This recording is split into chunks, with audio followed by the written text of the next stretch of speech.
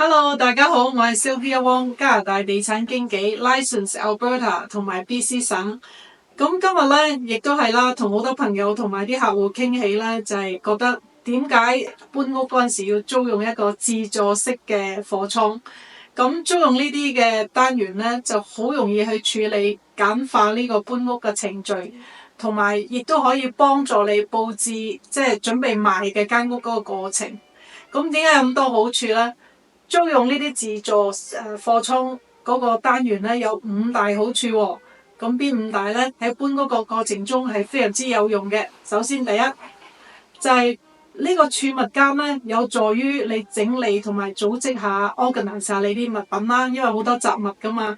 搬屋前咧，對呢啲物品咧進行一個分類啦。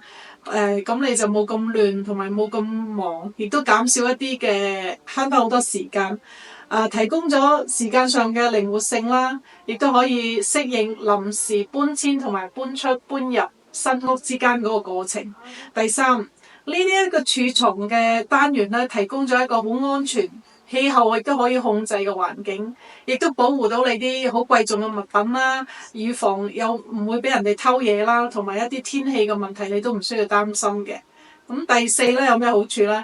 佢哋通過提供空間嚟儲藏一啲好多餘嘅家具同埋個人嘅物品啦。咁對於你佈置準備去出售你間屋嘅業主嚟講咧，就促進呢一間屋嘅佈置啦。